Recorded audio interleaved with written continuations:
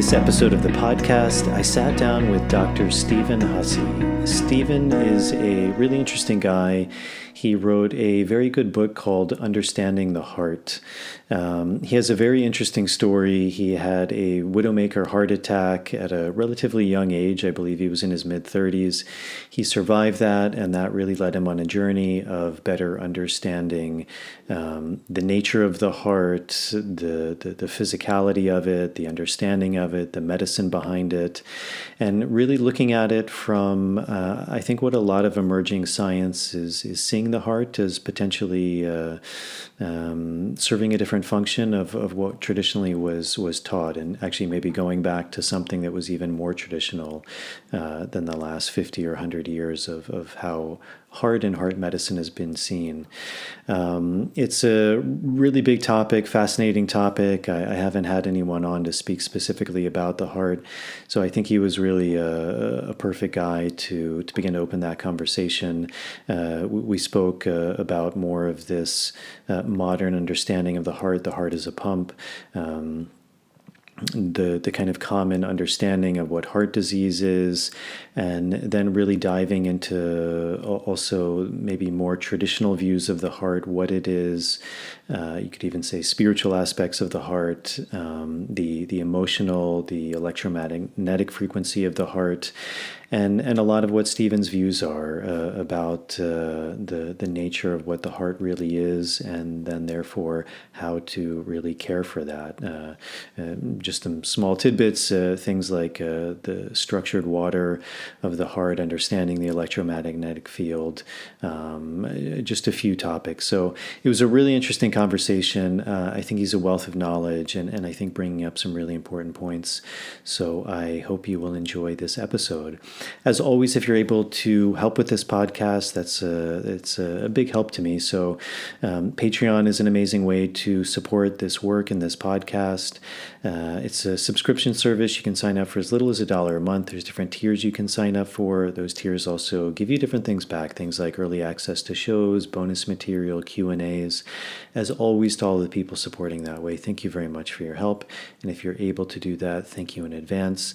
If you're not able to do that, as always, helping with some of the small things like the algorithms is a big help. So if you're viewing this on YouTube, hitting the subscribe button, turning on the notification bell, liking the video, and if you're listening to this on Apple Podcast or Spotify, leaving a starred rating and a short review. When this is released, myself and my colleague Marav Artsy will probably be finished with our plant dieta that we're doing remotely in August.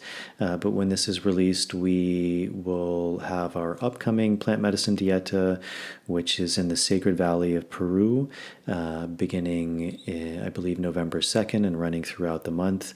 We still, at the moment, have a few spaces left for that, but when this is released, I'm not sure.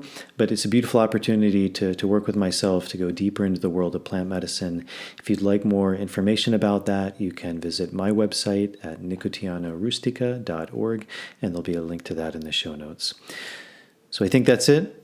Without further ado, here is my conversation with Stephen. Running out from the maze, running out of the maze today. Running out from the maze, running out from the maze, running out from the maze today. I'm running out from the maze, running out from the maze, run out of the maze today. Thank you for coming on. We were chatting a little before we started, and a publicist reached out to me, and I think you have a really fascinating story. I do a lot of work with plants and holistic medicine, but I've never had a conversation where we specifically focused on the heart. And so I think there's a lot to talk about there, and I'm sure as you'll get into, I mean, I think heart disease is the number one or number two cause of death probably in the States, and I would imagine even worldwide now. So I think it's something that certainly people know about. They know about the dangers, the risks. Everyone has a heart. And it's also a very interesting organ in that it's, I think, very much built into our vernacular, even how we speak about the emotions of the heart or listening to the heart, following your heart. So maybe we can touch some of that as well. But maybe to start, some of the audience has maybe heard of you. I'd imagine a lot of people haven't. So I know it's always a big question, but to start, maybe if you can just say a bit about yourself, your story, who you are, your work, and kind of what led you on this journey to do what you're doing. Definitely, yeah. Um, yeah, so like I guess I got interested in health because of my own like story as a kid. So as a kid, even from the age of 2, I had lots of like chronic, I guess you could call them inflammatory conditions. I used to have terrible hives which break out all over my body. Had asthma, had allergies, had IBS, irritable bowel syndrome, things like that at various times as I was a kid. And my parents and I just kind of, relied on Western medicine to help us manage those conditions. And that was the key word, though, is manage. It wasn't like a explanation of why they were there and how to get rid of them or anything like that. It was just, manage them with medications or various things. And so it wasn't until, and then at age 9, I was diagnosed with type 1 diabetes, which, as I learned over the years, heavily predisposed me to heart disease. And so it wasn't until college when I started realizing that I could change the way I live my life and my lifestyle and have a direct impact on all those conditions as far as management of type 1 diabetes. But also I got rid of those inflammatory conditions, which I found it interesting that no doctor ever told me that I could do that. So that kind of got me thinking like, hey, maybe medicine's not the direction I want to go, because I had a really good relationship with my pediatric endocrinologist. I liked him as a person. But learning this kind of stuff and learning that he didn't tell me these things, that I could get rid of these things, was interesting to me. So I kind of started thinking different philosophies. And wound up going to chiropractic school. My parents had taken me to chiropractors, so I went to chiropractic school. And then I got a master's degree in nutrition and functional medicine. And I like to say that those degrees didn't really teach me much of what I know now. There was kind of like basic education, which was good, like to have that basic understanding of what we think happens in physiology. So then I'd always try to control my health through diet and lifestyle, and that was the main things I could control, like diet, exercise, that kind of thing. But I never really looked deeper, and so I, was always generally pretty healthy, took care of my blood sugars and type 1 diabetes. And, eventually at the age of 34, to my surprise, I had a widowmaker heart attack. So, just out of the blue, there was no, symptoms beforehand. I had no diagnosed heart disease beforehand. It was just my blood sugars were under control, like all that stuff. All the testing looked good, low inflammation. Actually, had a CAC score done, which is a measurement of how much calcified plaque there is in your arteries. And mine was a perfect score of 0 6 months before the heart attack. And so with a score of 0, like my risk is like super low, but it still happened. And so, I was kind of demoralized at the time and kind of full of self-doubt. Like I always tried to live this healthy lifestyle, and this happened. And, like the 3 days I spent in the hospital, like reinvigorated me, because the care that I got, was pretty abysmal. And I knew the shortcomings of Western medicine coming into it. But to experience it firsthand was quite different. And so, there's lots of the different things I recommended I knew to be false, or knew not to be what was best for me, which we can get into those if you want. But so I went home and did my own heart healing routine, and which we can talk about what that was too. But within 3 months, my heart had completely recovered. And when I went back to get that test to show that it had recovered, they were like, "Oh, good, you must have decided to take your medications." And I was like, "Well, actually, I didn't. I took a blood thinner for 6 months, but that was it. They wanted me on 5 medications the rest of my life." And so, anyways, at that point, I started being more active again after the heart attack. and I realized that my lower right leg would become extremely painful if I did anything exerting myself, even just walking fast.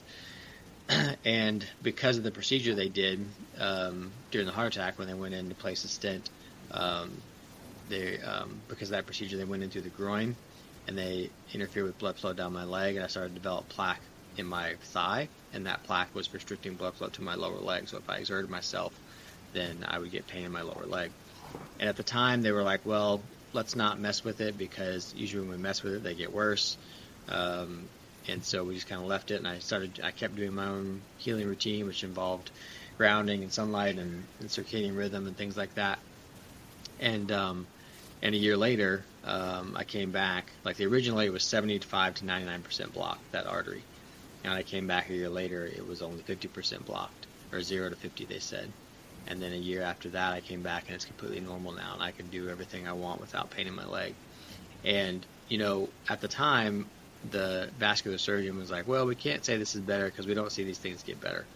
And I was like, well, I mean, you just saw the testing that it is better. Like, where's the curiosity? Like, why aren't you curious about what I did, or even if what I did wasn't what did do it? Like, why can't we find that out, And so they told me that was impossible to reverse plaque that way.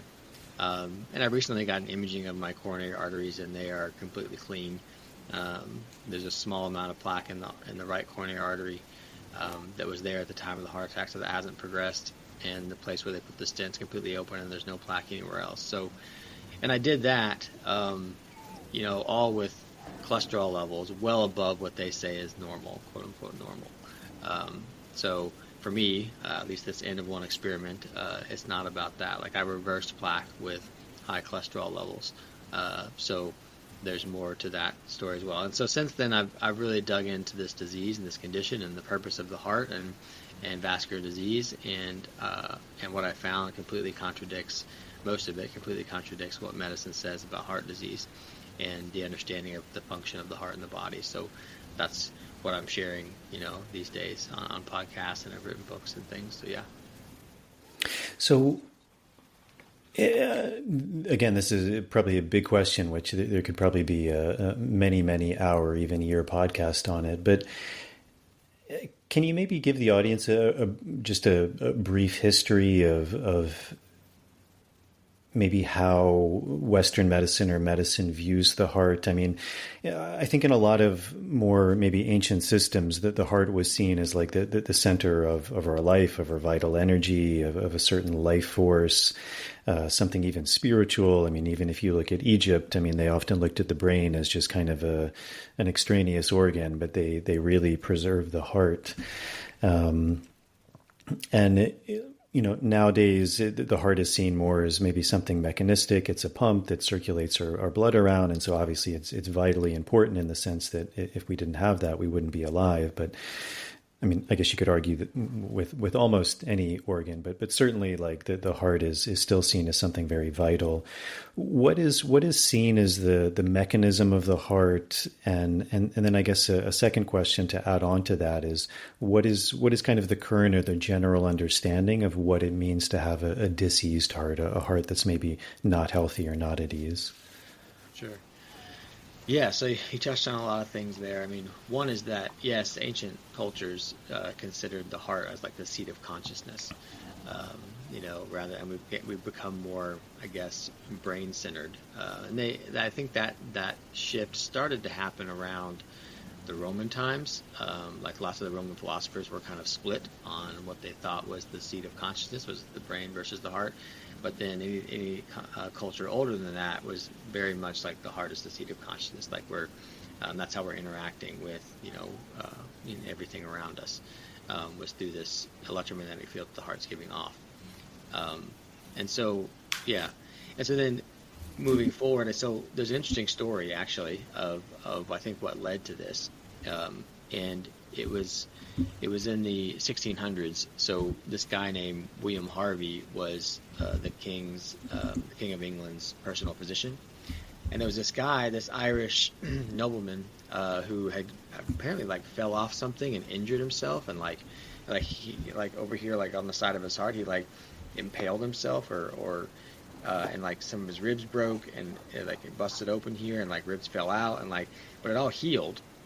But it healed in a way where there was no ribs there anymore, and it was kind of an opened area, and you could actually see his heart beating, the way that it healed.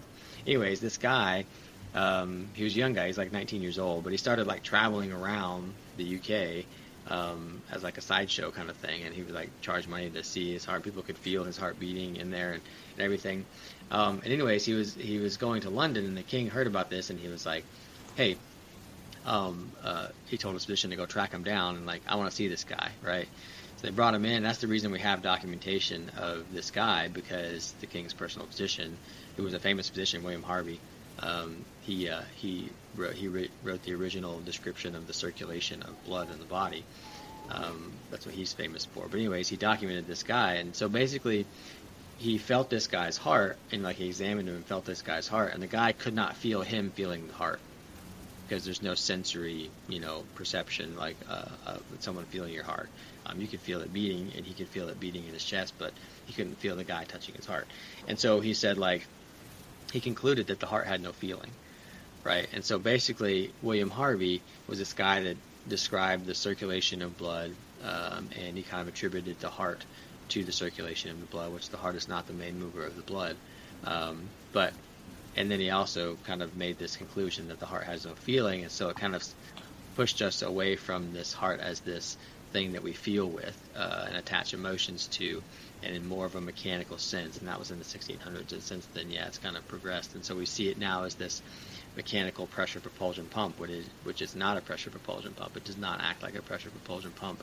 And if we analyze it like a pressure propulsion pump, there's research that shows that it's only about 15 to 30% efficient, which is not a very efficient way to do something if that's your job. So it's actually functions more like a hydraulic ram. But so we kind of got away from what the ancients understood the heart was.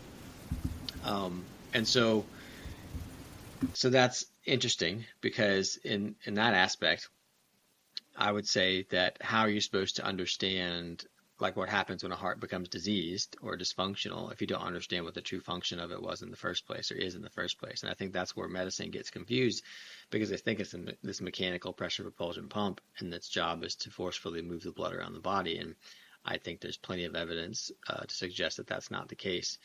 So then when you look at something like heart failure, you think the heart is failing, but is it really the heart that's failing? Or is it something else in the body making the heart be more of a pressure propulsion pump that is supposed to be causing these changes? And so, like the second part of your question was, what does it mean to have a diseased heart? And like cardiovascular disease, there's many different aspects of it. There's heart failure, there's arrhythmias, there's heart attacks, there's atherosclerosis, lots of different things. And I've kind of delved into all those different aspects of heart disease. But at its core, like when you think of like a philosophical understanding of what the heart is and what it does in the body, which I think there's three main functions of the heart in the body, none of which are to forcibly move blood. Like if medicine doesn't understand those things, how are you supposed to treat something that's diseased when you don't understand how it's supposed to work in the first place? And so that's just that answers your question, hopefully. Yeah, absolutely. So if you don't see the heart as simply an organ that moves blood, what do you think it's doing on a more physical level? And then, you even touched on an interesting thing, this idea about an electromagnetic force that it emits. So what do you, I guess, again, it's a very broad question, but what do you see as either the primary role of the heart or even multiple roles of the heart? Yeah, so I think there's three main roles of the heart in the body, three at least that I've come to understand. One is that it's actually a vortex, so it vortexes blood. So if you look at the heart, it doesn't function like a pressure propulsion pump. We see this thing contracting like this, so it's easy to think, oh, it's this pump, it's this thing that's forcefully pushing fluid. But a pressure propulsion pump is something that sucks stagnant fluid in from somewhere and then forcefully pumps it out somewhere else. Whereas the heart is this thing in the center of our circulation, and the blood is moving. And so it's placed in the middle, which is weird if we think of things like a pressure propulsion pump. But also, like, if I had blood in my feet and I wanted to pump it up to my heart, I wouldn't put the pump at the top of the hill. I put it at the bottom of the hill, pump it up. And so the heart is up at the top, more or less, higher than the feet at least. And so it's very hard for a pressure propulsion pump to function like that. And there's plenty of research that shows that when you try and like older research, like even from the 1800s, scientists were trying to recreate this cardiovascular system mechanically using a pressure propulsion pump, and they couldn't do it. They couldn't maintain pressure in the system with a pressure propulsion pump, because the pressure in the system does not come from the force of that the heart is creating. So it actually functions more like a hydraulic ram, and a hydraulic ram is a kind of pump, but it's a kind of pump that's flow activated. So it has to have water or blood or a fluid flowing into it in order to activate it. And so I didn't know what a hydraulic ram was when I first heard the term. I had to go look it up on YouTube, and there's videos that show you how a hydraulic ram works. And then in my book, I compare how there's analogous structures from the heart and a hydraulic ram and how it works. There's two key differences, but the heart's actually two hydraulic rams next to each other. The right side and the left side are two different hydraulic rams. They function like that. And hydraulic rams function a lot on pressure and creating pressure. And that's how they move things. It increases pressure, then something releases pressure, like a valve opening, and it goes out. And so that's kind of how it works, but it's flow activated. It needs flow, which means that the blood has to be flowing on its own, which it is. There's plenty of experiments, older experiments and newer experiments that are documented that show that when the heart stops beating, the blood continues to flow for up to 2 hours in animal models. And they've actually recreated this. They've stopped the heart of a chick embryo, and the blood continues to move. And if they put infrared light on the specimen, the blood will start to move even faster. They increase blood flow by 300% when they put infrared light on it. So that has to do with structured water. And the reason I talk about structured water is because that's why the heart's a vortex. So we'll get into that. So structured water is this form of water that we know water exists as ice, as water, liquid, and as steam, but it has a fourth phase called structured water or exclusion zone water, and it's more like a gel. So it's kind of like the consistency of raw egg white. And most of the water in the body is in this gel-like state, which is why I feel like a gel. Like you poke me and I kind of bounce right back like a gel does. But there's liquid water in the body too, like in the blood and lymphatic system, cerebral spinal fluid. But on biological surfaces where that liquid water is, it can form structured water. And that includes the lining of an artery. And so they've actually shown that this happens in animal models, and there's plenty of research that shows that there's this cell-free layer on the lining of the artery where no red blood cells get to, and that's this barrier of structured water. Because structured water has these characteristics where it excludes things that's not it, like nothing can really penetrate it except very small hydrated ions of minerals. But it's also been shown that when this structured water forms, like on the lining of a tube, which the arteries and the veins are, it actually creates blood flow. With no pump acting on it whatsoever, because of the energy gradient that it creates when structured water forms, which we can get into specifics of that if you want. But anyways, the blood is moving more or less on its own because of the structured water. So that's what's creating this blood flow. And the materials we need are a hydrophilic surface, a biological surface. We need water.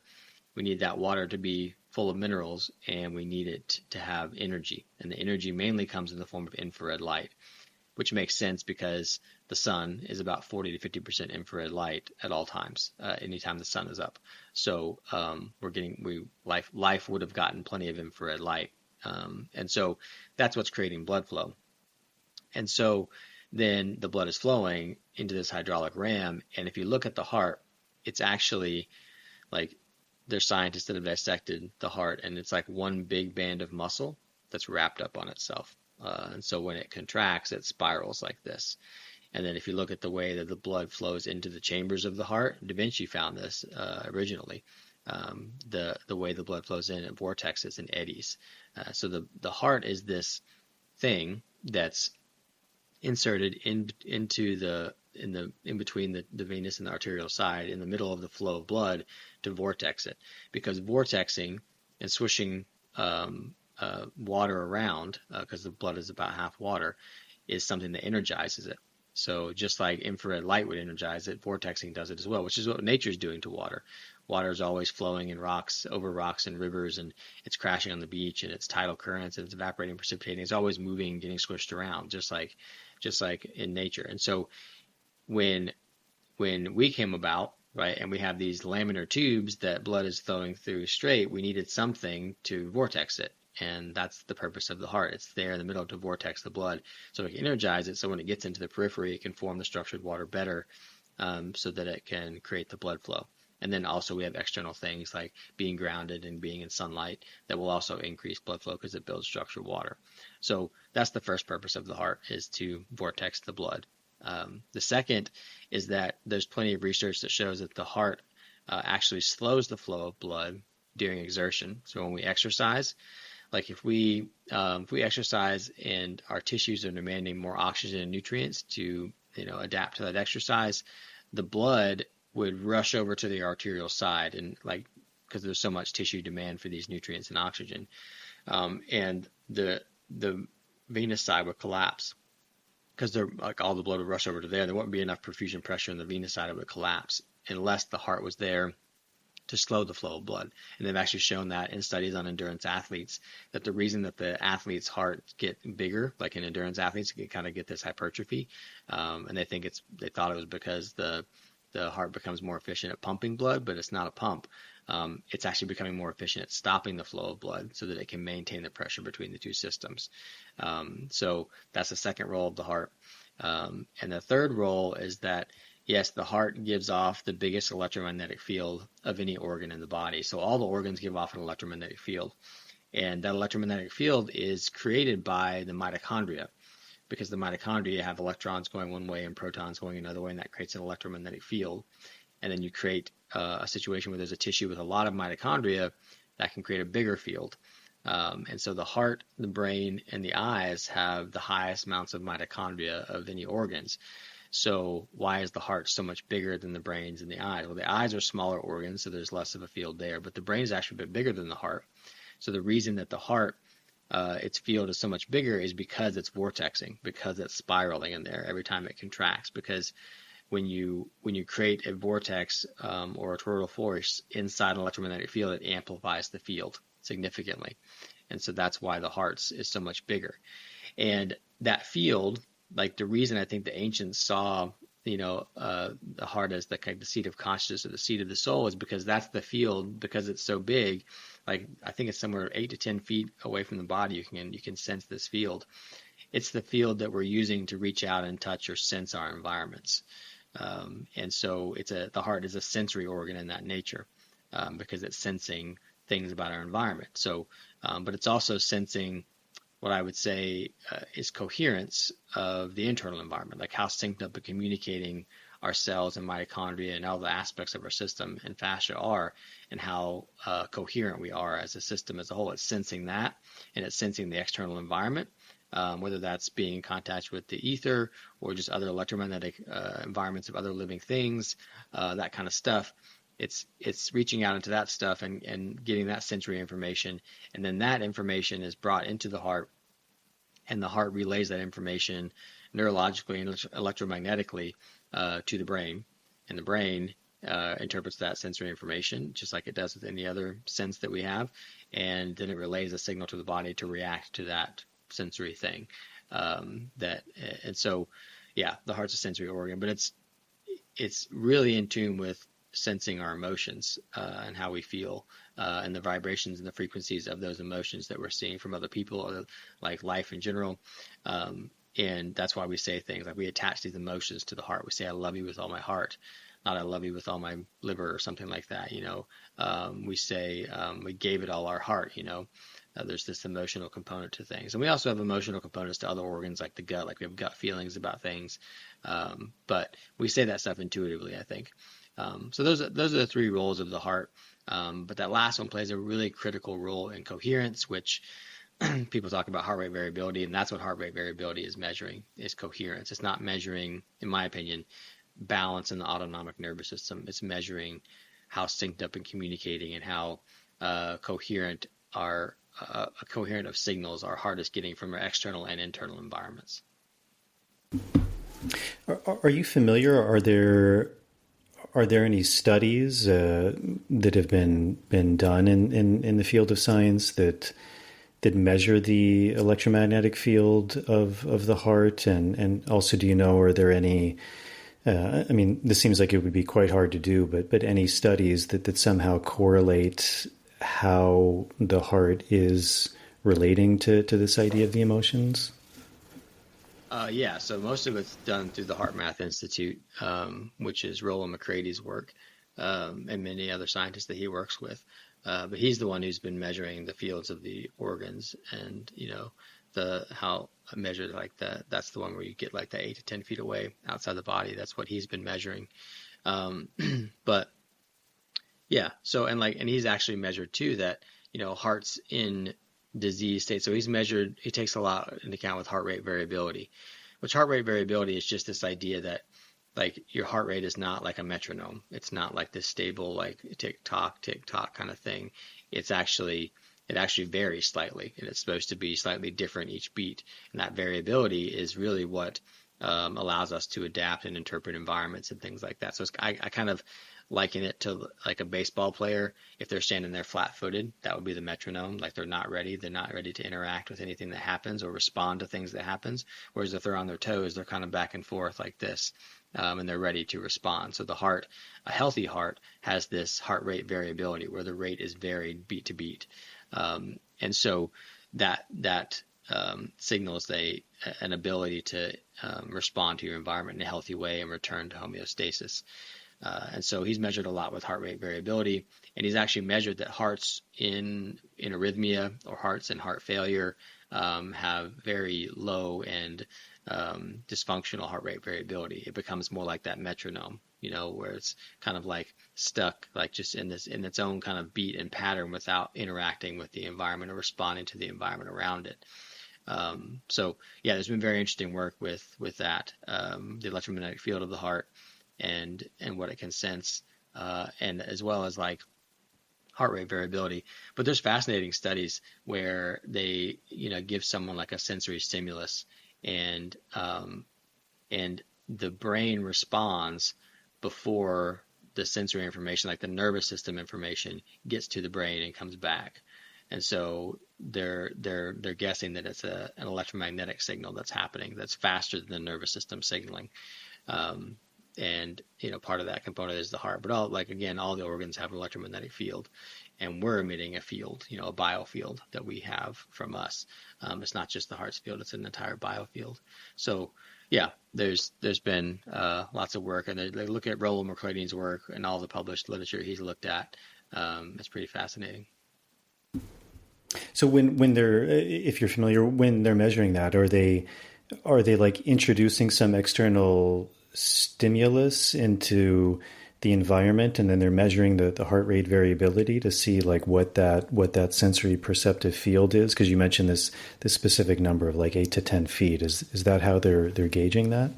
No, I mean they just have electromagnetic devices that measure electromagnetic fields, and that's what you're just measuring, because the heart's emitting that all the time. Heart rate variability is just like you're measuring the variation of the heartbeat, and that gives you an indication of how coherent of a signal you're getting. So yes, you could change them. You could put something into someone's field, and you might see a change in heart rate variability. But people can have low heart rate variabilities because of various things. There's all these different aspects of our modern environment that can interfere with that. Whether it's non-native electromagnetic fields like wireless routers and things like that, or whether it's not being in nature, not getting the right coherent sounds and signals, whether it's past trauma or toxic relationships, and just lots of different things that can interfere with heart rate variability, disrupted circadian rhythm, all that stuff. Like all these things are basically giving the body a more, like the heart is sensing a more stress state, more stress signal it's getting. And if that happens long enough, it can get stuck in that this imbalance, and so it's getting always getting these incoherent signals. But people talk about heart rate variability as far as like how to balance it or increase it, and doing all the things that, like getting rid of the toxic relationships and resolving past trauma and studying your circadian rhythm and grounding, and all that stuff can be helping to improve your heart rate variability. But it just goes to show that, like if you want to improve something like that, you have to change your environment. You have to change the signals your body's getting. Like the body is just working on the signals that it's receiving. If you want to change something about your health or your heart rate variability or what your brain's signaling to your body, you need to change the environment that your body's in. That could be internal environment, it could be external environment, but it's all about putting the body in different environments. So this idea, especially from Western medicine, that you can just take a medication and that will fix everything all the time. It's like, yes, that have a great short-term desired effect. Well, sometimes great. Taken long term, it can have a lot of side effects and things like that. But we always want to work externally while that thing is helping us in the short term. We want to work on externally giving our body the right signals so that we don't need that thing in the long term. That's the goal of health, is to not need to take anything really. And aside from the nutrients you get from food. Yeah, great. So you mentioned a few things, kind of in this more Western approach to the understanding of the heart and the reasons that the heart can be diseased. You mentioned a couple things like the relationship between diabetes and heart disease, this idea of cholesterol, and I think a lot of people have this idea that you mentioned, that there's this relationship between good and bad cholesterol, and too much of one and not enough of the other is a leading factor of heart disease. Can you maybe, I mean, specifically, I think the one with cholesterol is very fascinating, but maybe like a more brief overview of, like, again, from a Western medical point of view, what are some of the leading factors of heart disease? I would imagine things like diet, exercise can still play a fact, but it does seem like there's a very big focus on this idea of cholesterol, and that's the primary cause of heart disease or risk factors that lead to heart disease. And then also you mentioned this idea of diabetes, which again is another very,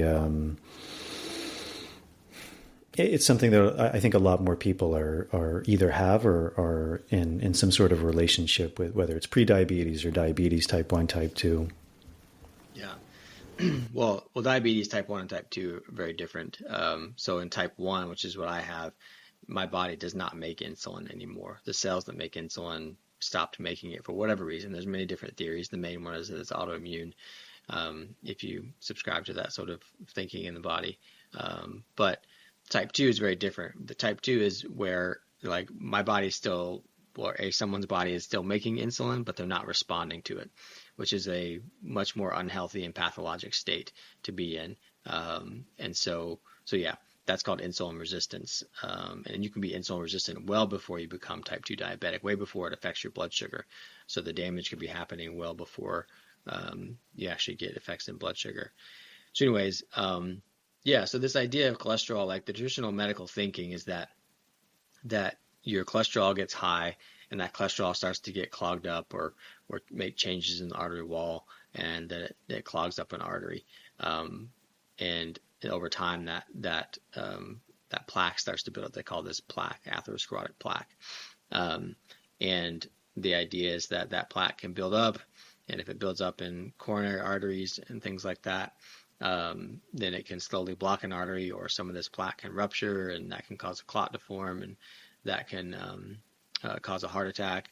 But in my opinion, looking at all the literature I've looked at and having my own experiences and working with a lot of people, none of that stuff is true. That cholesterol is not the cause of heart disease. It never has been. It never will be. And because cholesterol is an essential molecule for us, and the whole backstory of how cholesterol got wrapped into this whole conversation is based on very poor science and a lot of industry funding. So the industry, certain industries wanted that theory to be true because they had, a chance to make a lot of money off of that theory. So we're mainly talking about big food, big agriculture food, wanted to convince us that saturated fat, cholesterol is bad for us, so they could sell us a lot of grains, sugars, and vegetable oils. And they've made a killing on selling those foods, because you can make a living selling animal foods and saturated fat and things like that, but you can't make billions or trillions like you can selling processed foods, like those things. And then the pharmaceutical industry is the other one.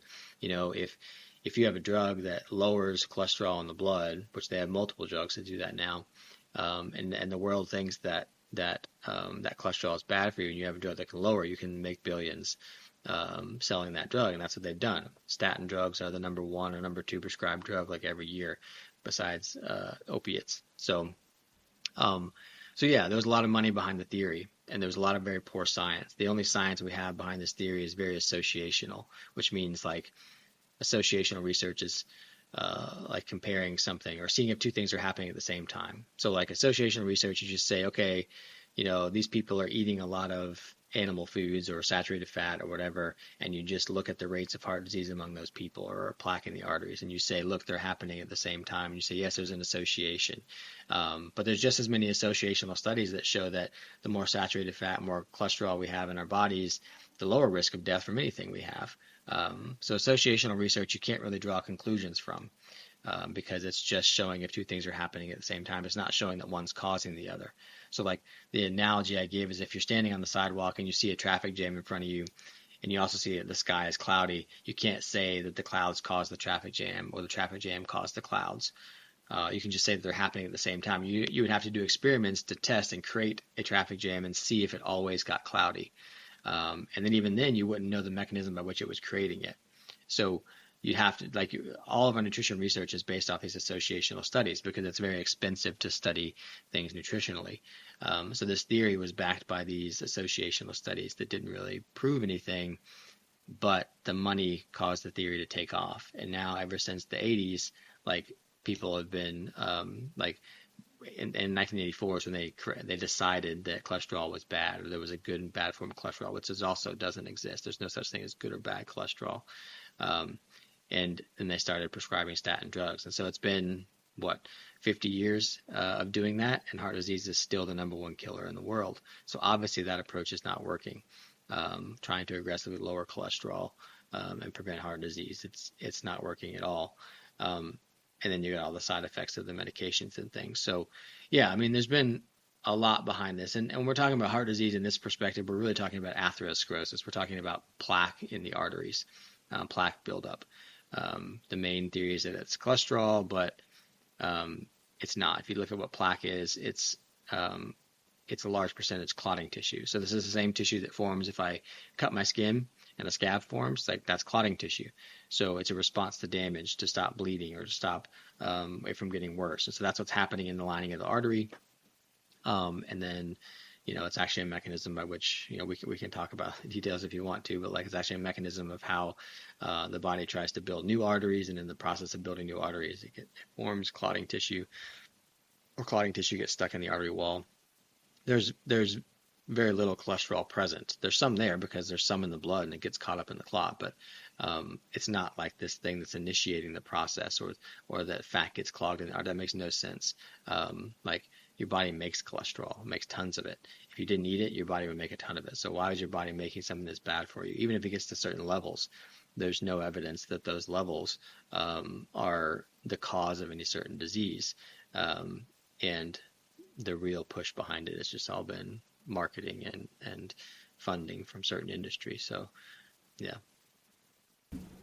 Yeah, I mean, I think that it's a really vital point. I mean, always when you're looking at studies, it's, I think more and more, and maybe one of the things of the COVID pandemic is people are a little more aware of the intent behind studies. But like even things that I don't think are necessarily nefarious. I mean, like the example kind of you use of diet. I mean, it's interesting because I believe if you look at vegetarians versus non-vegetarians, vegetarians have a lower rate of heart disease, and yet heart disease is still the leading cause of death amongst vegetarians. So you're also comparing a subgroup who, probably has just, again, more conscious decisions over their food and health versus a bigger group that doesn't. But even amongst the ones that do, heart disease is still the leading cause of death. And there are people who, by definition, wouldn't be consuming animal products. Also, someone who I'm sure you're familiar with, Weston Price, who did a lot of research into traditional societies and these societies who did consume animal products. Because again, I think from a very vague understanding, it's often seen that cholesterol is coming from animal products. But they, in general, these traditional societies tend to have very low rates of heart disease, of chronic ailments. I think this is something you've spoken about, but at what point, and again, I'm sure it's very multi-layered, but at what point do you think from these traditional societies where there were very low rates of heart disease, like what begins to happen to where this becomes an increasing problem? And I guess even before that, like would you say that traditionally it was less of a problem and it is on the increase? And then what do you think are the causes that have led to that? Yeah, it definitely was less of a problem. If you look at like the early 1900s, like there was no American Heart Association. There was no real field of cardiology because it wasn't needed. There was very, very small rates of coronary artery disease, so plaque forming in the arteries of the heart. Cardiac arrest was still somewhat prevalent during that time, which is more of an electrical issue, electrical form of heart attacks. But myocardial infarction and coronary artery disease was less of a thing in the early 1900s. But we do have evidence historically of atherosclerosis happening, like in the mummified people in Egypt. We have at least the nobles, the people who were mummified, have some evidence of atherosclerosis in their arteries. Whether or not that's what caused their death is we have no idea.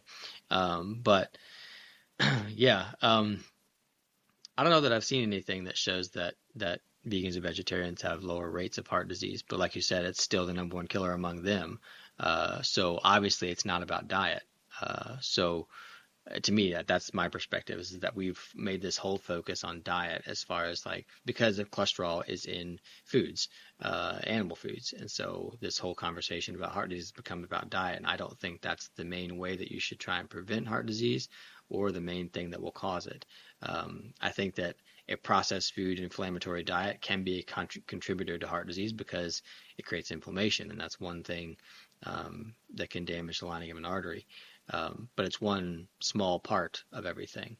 And so when you talk about Weston Price and his work, like, I think that this is the issue though.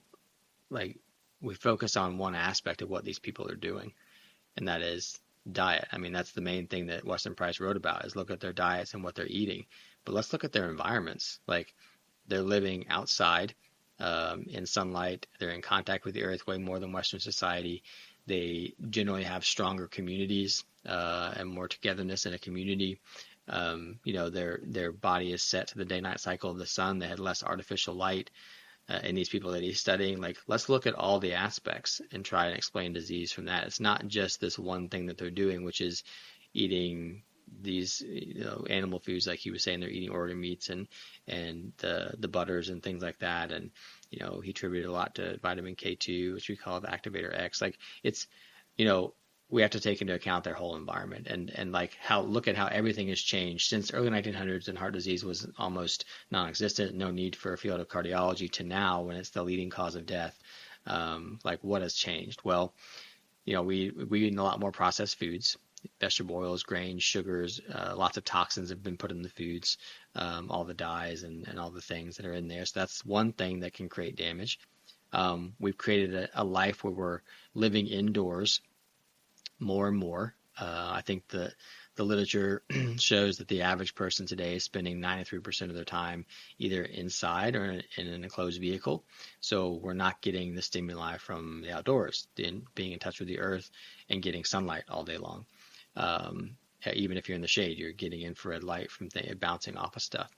So that's a big change. Artificial light, like incandescent bulbs weren't as huge of a deal, but in the 50s we invented fluorescent bulbs. In the 70s we invented LED bulbs, and those are really giving us the wrong signal of light at the wrong time. So it's incredibly disrupting to our circadian rhythm. So that's been a big change since all this has happened. Various toxin exposures, not just in food, but all kinds of stuff, plastics. Looking at the way of life as far as like being more active and producing your food or hunting or all that kind of stuff, to basically going and sitting at a desk job all day long under artificial light, looking at a screen and being sedentary, and then using that whatever you make at that job to outsource all your other things. Like, there's just been huge change in way of life as far as where we're living our lives and how we're living our lives. So a disease like this can't just be attributed to just the change in diet or just what you're eating, vice versa. So I think all the arguments between, eating animals or not eating animals when it comes to heart disease is irrelevant, because I don't think eating animals or not eating animals is going to protect you anymore. But I think, and then people might say, yeah, but like you brought up, you think that the vegans and vegetarians have lower rates of heart disease, but is that because they're eating less meat or no meat, or is it because people who usually make that decision are more health conscious in general, and they're also doing more health conscious things? We can't flesh that out in these types of studies.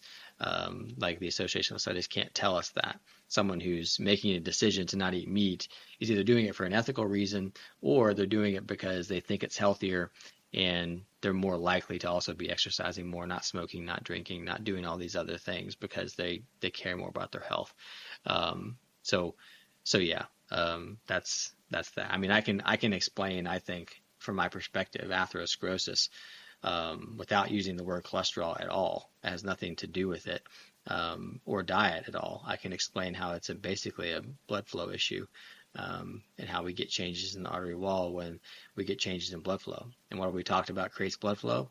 Infrared light, structured water on the arteries. So if you take a population and you take them out of the infrared light of the sun and you put them inside under artificial light that's void of infrared, you've changed a lot of blood flow dynamics. And there's research that shows that change in blood flow dynamics causes the changes in the artery wall, which causes, a growth of vessels into the artery wall that start to leak blood and clot. And that we develop this clotting tissue in the artery wall. So it's a biomechanics type thing, and an inflammation or change to the artery wall that does it. It has nothing to do with the lipids in the blood. You mentioned that even in the early 1900s, there were still measurable rates of cardiac arrest, if I'm correct. What do you think was the potential reasoning behind that? Hard to say. Cardiac arrest I think it's more a result of just like civilization, and living in a civilization, which is, I don't think, like we call these things the diseases of civilization. So cardiac arrest, I think, has to do with autonomic nervous system imbalanced signaling to the heart. So cardiac arrest is very electrical, like your heart's like supposed to have this, somewhat rhythmic beat, even though there's variation. That's what the heart rate variability is. And if it gets to the point where it's getting like too much of a stress signal, or it gets a surge of it, like it's going to start, seizing like this, and that's kind of a cardiac arrest, where it can't, like it's literally arrested, it's just kind of seizing. And that's an electrical signal problem. And so that has to do with autonomic nervous system signaling, so what the brain is signaling to the heart. But again, that comes through the heart. Like if your heart is receiving all these signals from its environment that are stressful, harmful, disrupted circadian rhythm, toxic relationships, past traumas, electromagnetic fields, like non-native ones, then your heart's picking up on that and sending the information to the brain, and the brain is sending a stress signal back down, because those are stressful signals to be getting. And the brain's sending that stress signal to the rest of the body, including back to the heart. And so if we get into that situation where it's perpetual, and I think that many aspects of the modern way of life, not just like super modern like today, but even 1800s, like it was a very stressful time. There was very poor living conditions in England and the United States. Back then, it's very well documented how poor living conditions were, and how stressful life was just to make ends meet. And so that kind of stuff, is I think what led to this increase in cardiac arrest, because you're creating these environments that are stressful to live in. And I think that's a lot of the times like what we call these diseases of civilization. We're living not entirely as humans have for a long time, and it's been a big change very fast if you look at it time-wise, history-wise. It doesn't mean that the modern way of life is terrible. It just means that we need to pay attention and try and recreate a more natural or the environment of nature within the confines of the modern way of life as much as we can, so our bodies get the correct signals. You mentioned at least two, maybe all three. I think of what you said, what you think are the three kind of causal imbalances of heart attacks. One was the autonomic nervous system stress response. You mentioned inflammation, and I think the third was poor metabolic health. I think I think even to a general public, even 10 years ago, that idea of poor metabolic health was not something that was really in the frame of consciousness. I think now more so that's really being spoken about more. Can you speak maybe more about that idea of what metabolic health is, and then by de facto what poor metabolic health would be? Mhm. Yeah, so I mean, metabolic, the word metabolic, we're obviously talking about metabolism. That's what it's referring to, trying to get you to understand. So, what is metabolism? I mean, people would say metabolism is just like the chemical processes needed to sustain life, for us to harvest energy, right? And use the energy to do things. So, when you think about metabolism, people think about ingesting food and breaking down that food and then harvesting the chemical bonds in that food to harvest energy from that, and we use that energy to do things, to do cellular processes. That's what metabolism is. So well, that's what it is from that perspective, from the general perspective. I would say metabolism is more how your body utilizes energy to sustain life. So we don't just get energy from food. We get energy from direct sunlight. We get energy from direct contact with the earth. And it's all about harvesting this energy. There's scientists that say that we should get about a third of our energy from food, and the rest should come from our environments.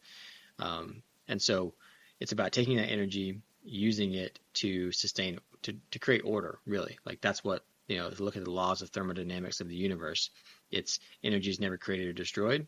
It's only transferred between two things, and it's entropy, which means things that are ordered tend toward disorder. And so, in a way, life kind of defines the second law of thermodynamics, defies it, the second law of thermodynamics, by creating order in a system that we call life, at least while that life is alive. And then when that life moves on to wherever you believe life goes after this, or whatever happens, then that energy is broken up and we get entropy, and the life system breaks up. So metabolism to me is about taking energy and using it to create order that we call life. And so a broken metabolism would mean that you're not doing that very efficiently. So at its core, people think about metabolism as far as the mitochondria. So the mitochondria are these things that can use oxygen and use various forms of energy or substrates to use that oxygen to extract an electron, energy. Electrons are what we call energy right now. One form of energy anyways. Energy is light, so we turn light to mass, which mass means electrons, protons, neutrons, things like that. And so that's what we're doing. We're taking light energy from food, we're taking light from sunlight, or the sun is depositing energy into the earth via electrons, and we're taking those electrons directly from the earth when we contact the earth. And we're using all those forms of energy, we're passing them, these electrons, down the electron transport chain, and this is how it's generally described in biochemistry, to create order. And that order is created by energy storage, which structured water is the energy storage form of, people think ATP is the energy currency of the body. And ATP does hold an energy bond, but structured water is the real form of energy currency in the body. So that's what metabolism is. And so when you break your metabolism, or when your metabolism is not functioning properly, it's mostly because you're getting the wrong signals from your environment, and your body doesn't know how to take that energy and create order as efficiently. Or we've had direct damage from something. So this could be toxin exposures. It could be, like people talk about metabolic health as a form of like insulin resistance. Like if you're insulin resistant, then you're not responding to the insulin your body's secreting, which means that it could affect blood sugar level, and you're diabetic. So like the ultimate form of poor metabolic health is being diabetic. But it could be, well, before that, you could be insulin resistant before it affects your blood sugar. And before that, you could be leptin resistant, which leptin is the hormone that signals for satiation or energy expenditure, energy storage. And so if you're leptin resistant, you're not going to, burn energy like you're supposed to. You're going to hold on to weight. So even if you're not diabetic, if your body's got extra weight on it, that suggests poor metabolic health to some extent, because your body's not taking that energy and regulating it properly, or it's not getting the correct signals to do so. So to me, metabolism is mostly about getting the right signals for your body to do something. And so again, we're back to the environmental signals you're putting your body in.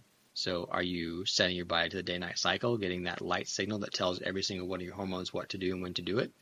Are you giving your body the right signals of when you eat? It's not just what you eat, but it's when you eat. Because if you're giving your body the signals of eating at the wrong times, which means late at night, and not first thing in the morning when hormones are set for digestion, then you're giving your body the wrong signals, those types of things. So yeah, there's various things that can interfere with this process of taking energy and using it to create order. And when that happens, we get disorder. And we call disorder disease.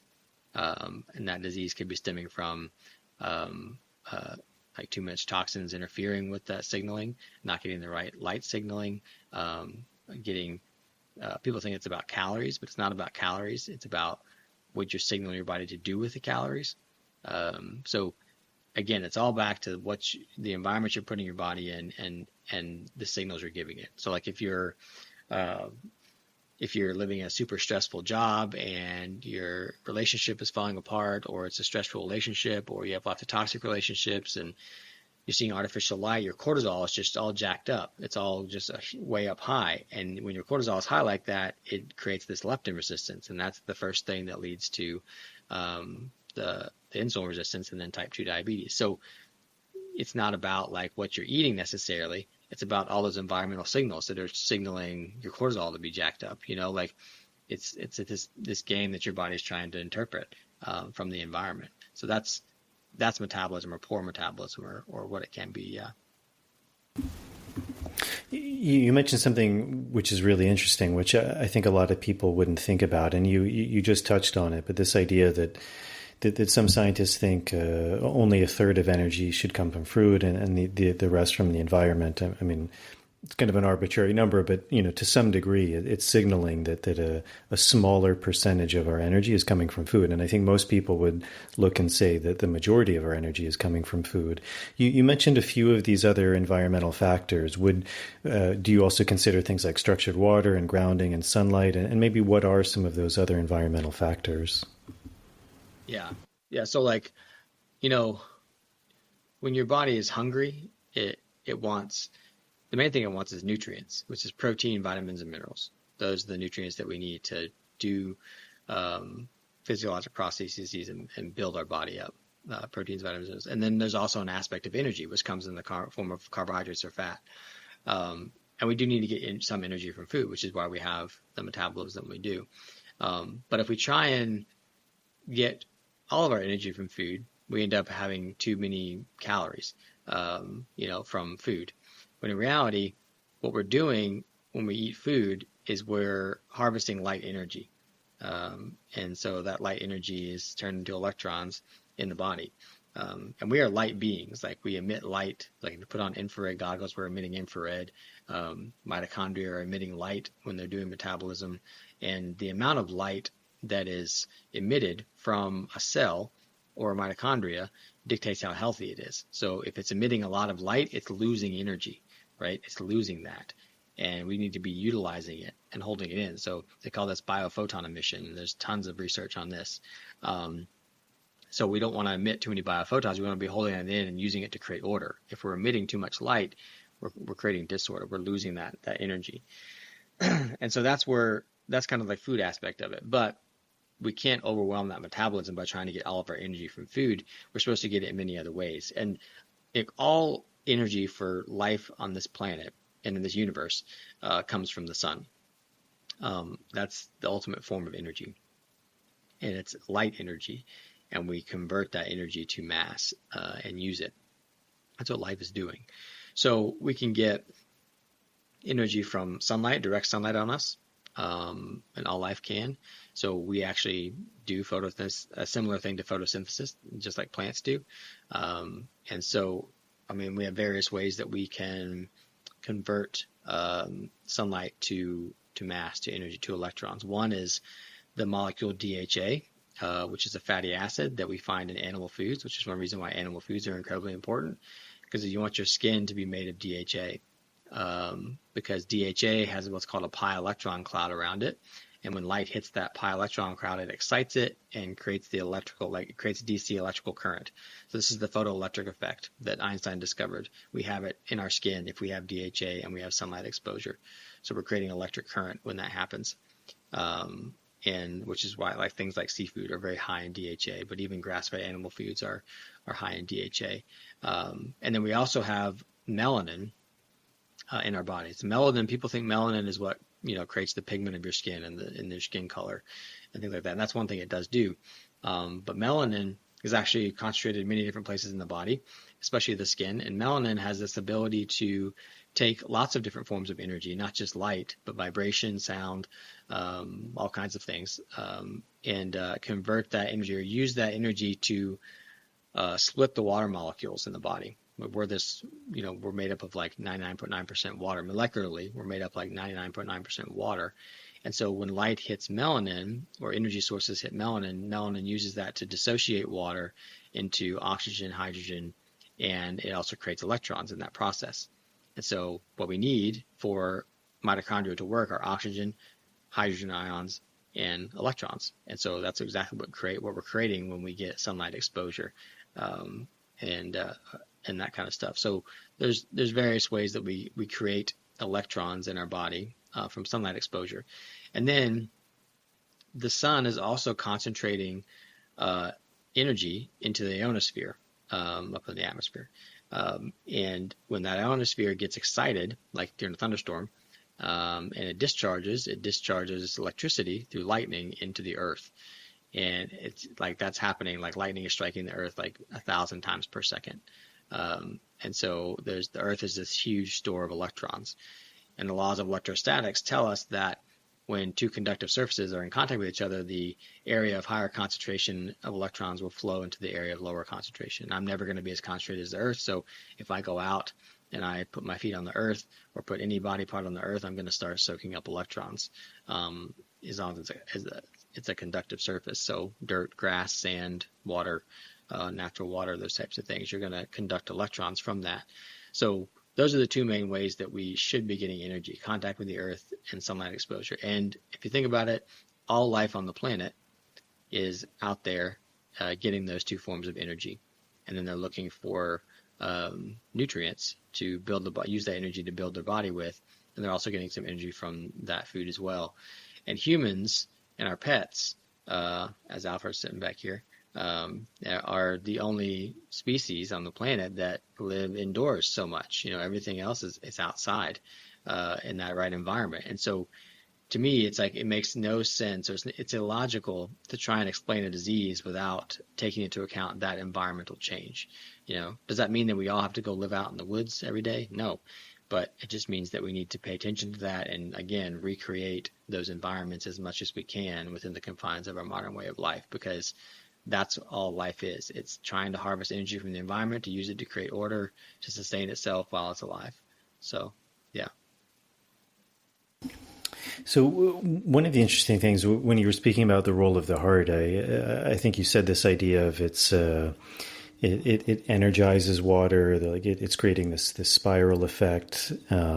It's slowing or regulating the flow, and also it has this electromagnetic frequency that it's emitting. You speak a lot about structured water, and it's interesting because I would imagine all three of those are a big part of structured water. I mean, you're literally energizing the water, you're making it move, you're making it spiral, you're infusing it with usually it's seen that there's some like electric charge. There's a life energy that water maintains. I think we tend to look at water as like, obviously we know it's alive to some degree. I mean, water is like a precursor to life. But I think when we're consuming water, we don't necessarily think of it or look at it as something that's alive, that has an energy to it. And yet, interestingly, like, we also know, like, if you were to drink water, you would want to get it from a spring or from a river that's moving, that has motion.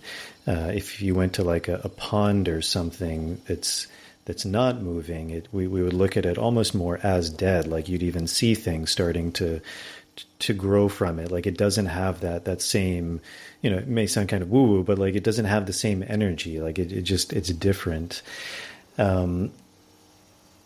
Most people, like, we either drink water from our tap, which again there is some flow of it, or more and more increasingly people drink water from plastic bottles where there's no motion from it. In a lot of traditions, they're seen as something, again, vitally important to water, and even traditionally, I mean, where you're coming from, where I grew up, I mean, like in my grandparents' generation or my great grandparents' generation, like you would usually go to a spring to get your water because it was seen that that's the water that's most vital. No, again, there was probably the aspect of contamination, maybe of local water, but still, like it was seen that the spring was nourishing. And even in a lot of traditions around the world, I mean, you have like sanatoriums and, places that are built around the idea of healing waters. And so yet it's something that I think most people, we don't really think much about. I know it's a huge subject, but can you maybe speak a bit more about this idea of water, why it's so important, what is structuring, and how does one begin to go about structuring or like bringing a certain of that kind of life energy back to water? Yeah, I mean, that's a good way to put it, like bringing energy to water, because among liquids, water is unique in that sense, is that it can store energy or it can hold energy. And so that's why I say it's the storage form of energy for our bodies. And I'll explain that. It'll become more clear. So yes, we live on this water planet. It's a very large percentage water. And we are, by molecular volume, if you break us down by molecule, we are 99.9% water.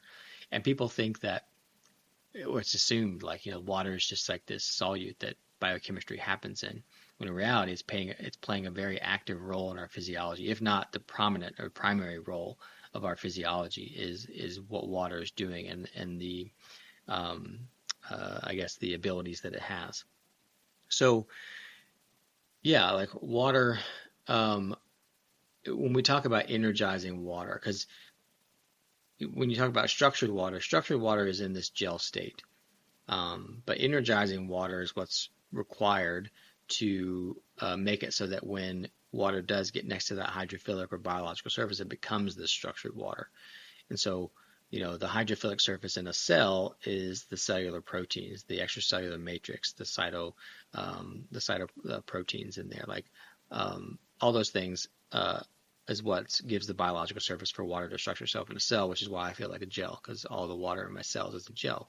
And so what is this specifically? Like, so when water holds energy, when it's next to a biological surface, and when the water is clean, like if it has so many toxins in it, it makes it hard for structured water to form, then it will become this gel-like state. So what we want to do to the water that we drink or we expose ourselves to is create, I would say, more coherence in the water. So basically, when you get dead water, like you're talking about, like just sitting there in a pond, or I've actually, there's some stories of anecdotal stories where people had like water in like a bomb shelter bunker thing. They would just kind of store water in there, and it just became stagnant and like this dead water. And when they drank it, they got really sick.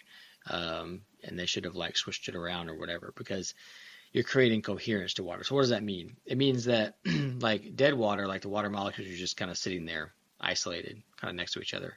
Whereas coherent water, or water that holds energy, is more like the water molecules are interacting, like they're moving, but they're also kind of gently interacting with each other. They may bond, like lightly bond to each other and then bond to something else. Like that's kind of how water you want it to be.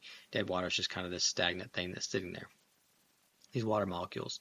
And so when you do things that energize water, you create more coherence and more interaction with the water molecules so that it more readily can form structured water when it gets next to the biological surface. So ways that you would energize water are to energize your body. So we get electrons, we get sunlight. Infrared light is the main thing, according to Dr. Pollack's lab at the University of Washington, which he's probably the foremost authority on structured water, but there's many scientists that have come across this over the years.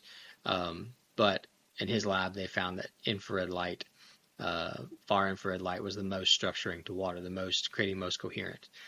And so that's one, grounding, swishing the water around, vortexing it in the presence of oxygen, which the blood always has oxygen in it.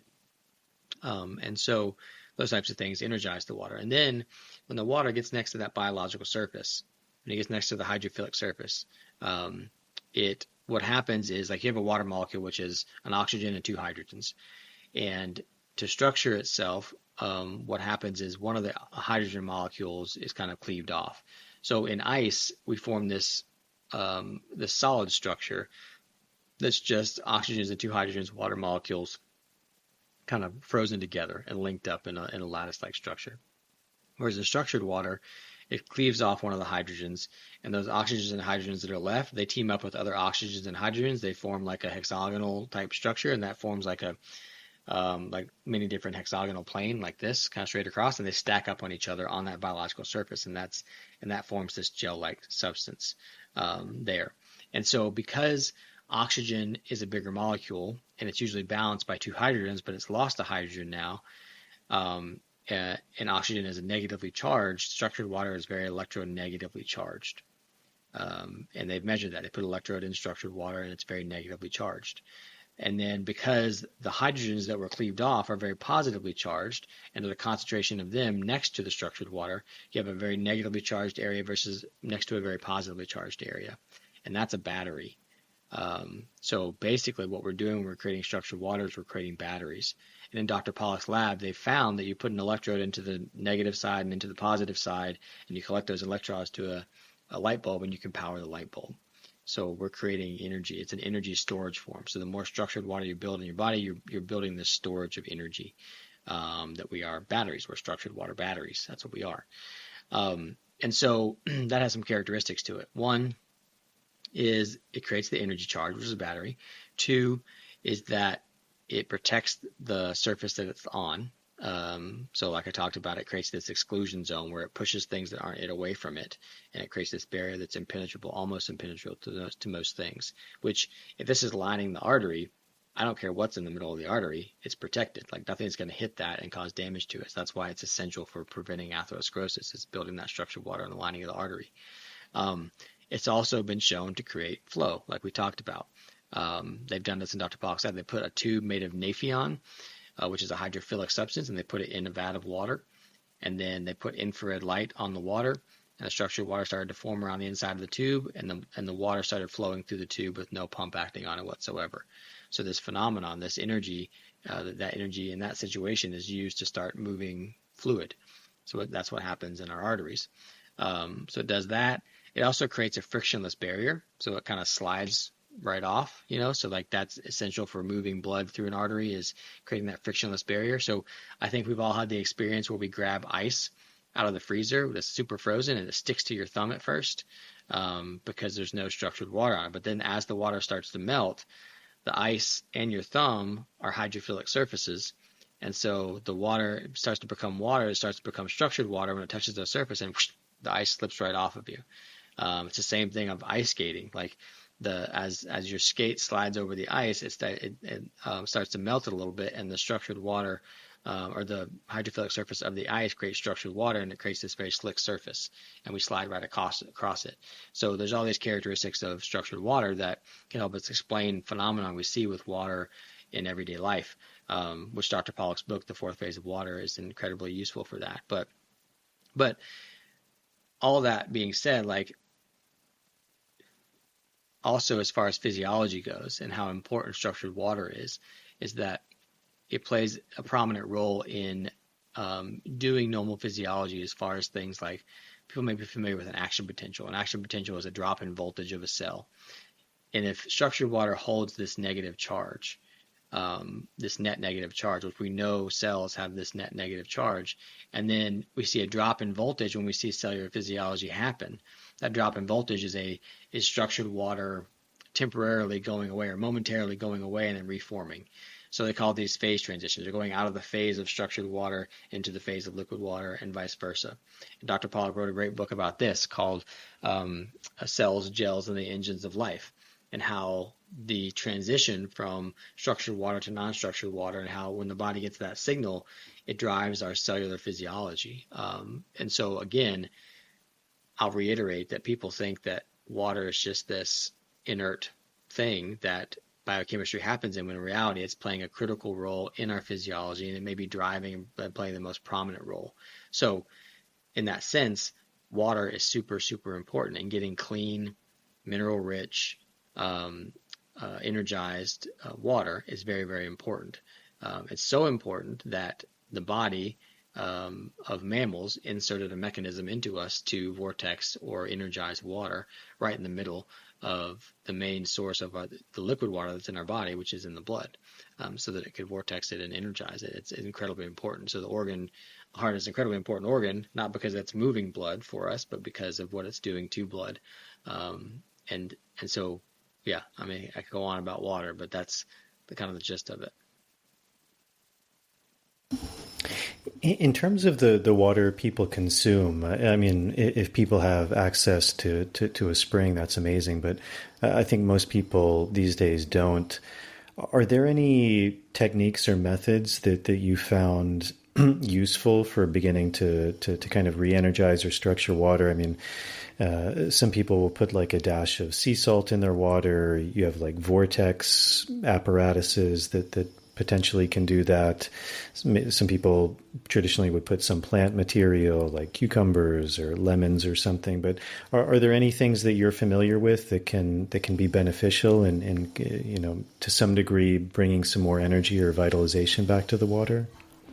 Yeah, definitely. So, yeah, not everybody has access to a spring, and even then, you should get the spring tested, just because you just got to make sure that it's not contaminated with some chemical from somewhere.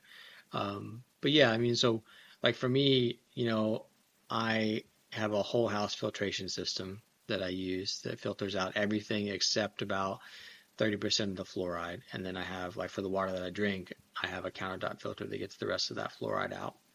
And I make sure that it's completely free of toxins. Now, however, those filters will also filter out all the minerals, and I don't want that. So when I drink that water, I add minerals back to it. And so that could be in the form of like the sea salt, like you said, or it could be various electrolyte drops or ionic minerals or whatever. There's just some form of trace minerals that you would add back to it.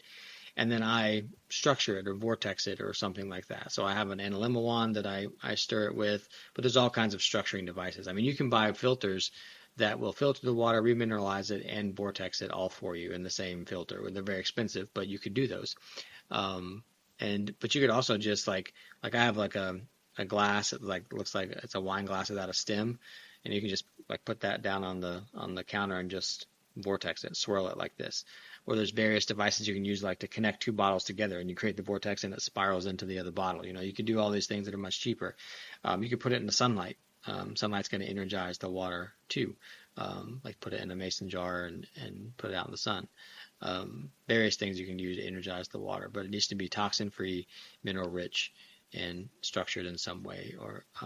And that's what I would drink. And then I also, get like Mountain Valley water and various, like especially when I'm traveling and stuff, I can get those spring waters that have been harvested. And like I have one here, like, and I'll try and vortex it. Like before I spin it, I try and vortex it and spiral it, or put it in the sun or something like that.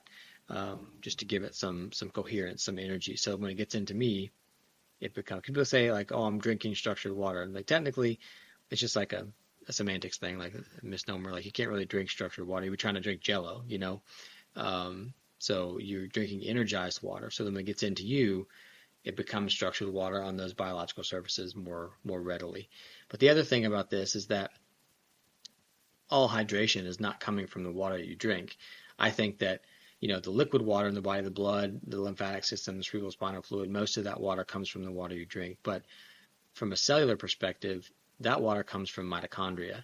So, anybody who takes cellular physiology and learns about mitochondria, they think, like, we learn that ATP is the main reason mitochondria is there. Then there's all these byproducts of heat and water and CO2 and those types of things. But in reality, those things are probably just as important, if not more important, than ATP.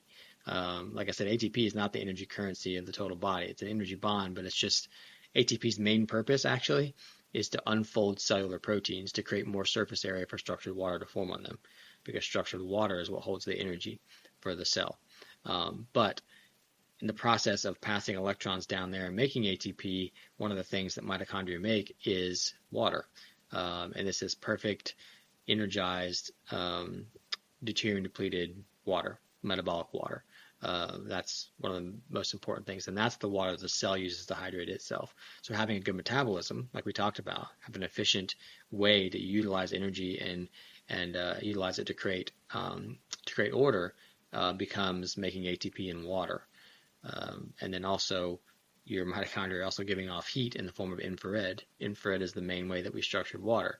So if you have healthy metabolism, you're creating water, you're unfolding proteins with ATP, and you're emitting infrared light, which is energizing the water so that it becomes structured water on the cellular proteins. Like that's the purpose of mitochondria, is to take energy and maintain order by creating these cellular physiology from happening. So yeah, I know the question was about water to drink, but just like metabolic water is very, very important too.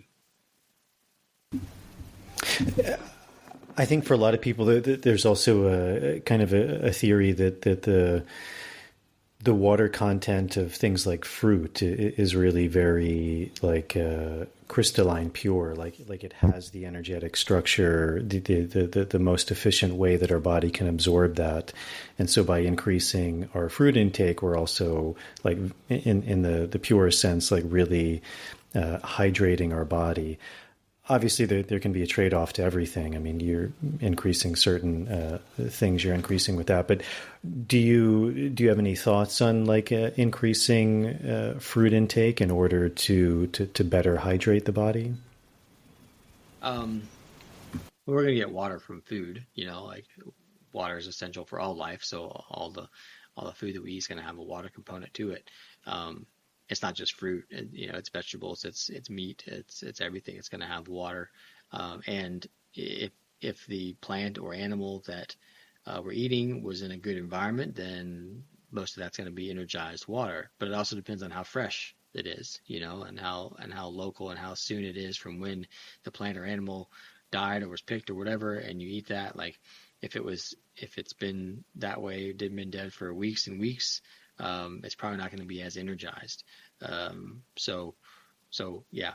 Because as soon as the life force comes out of that being, it doesn't have the mechanisms alive anymore that use it to stabilize or maintain the structural order, maintain the order in that thing. So I think eating local and in season is really important.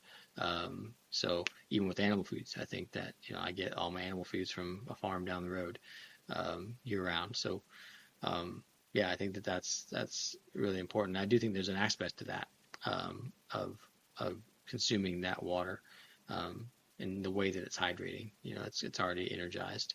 So yeah.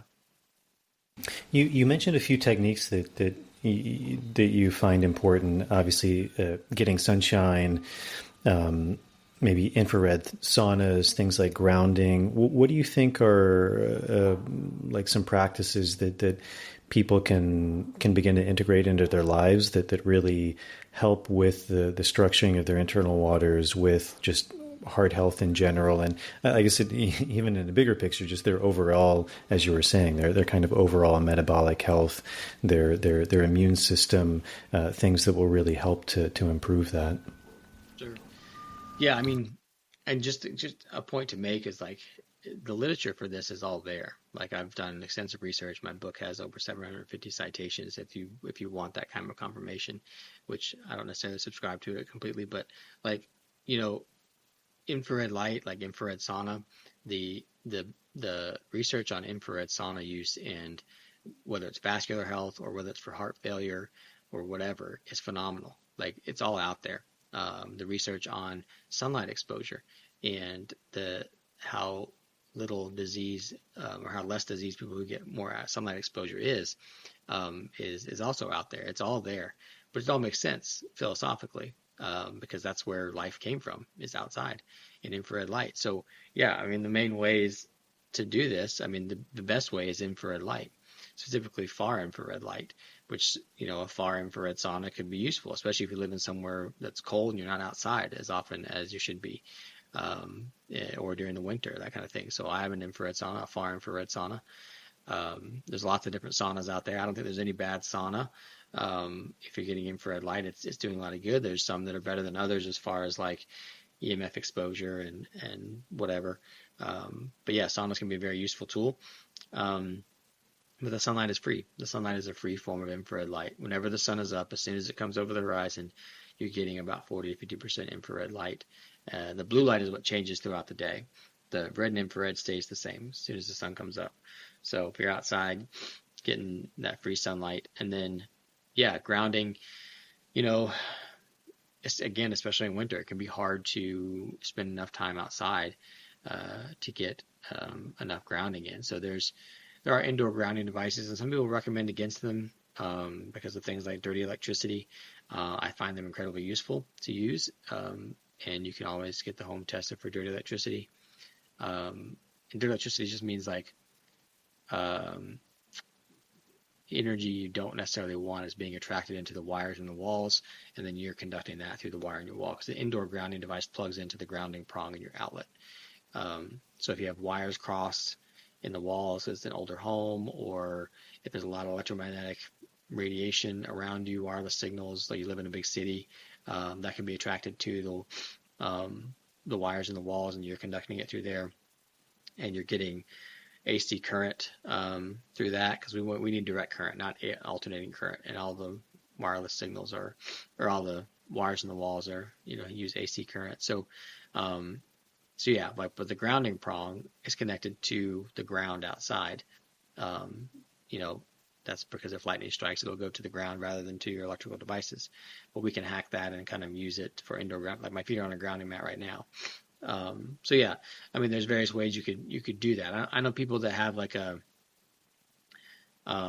they just take a copper wire and they coil it up and they bury it in the ground outside, and they run it through the window and close their window on it, and then touch the copper wire inside, and you're grounded. I have one guy who's a client of mine who wraps it around his ankle when he sleeps. So he's sleeping with this copper wire wrapped around his ankle. So there's various ways you can get that contact with the earth and still, be inside or whatever. Yeah, but I mean, even moving your body, like gentle stretching of fascia has a piezoelectric effect that creates electrons. When you compress or stretch fascia, it creates a charge separation, just like with structured water, this charge separation that creates an energy gradient. It's called a streaming potential that creates electrical energy that flows.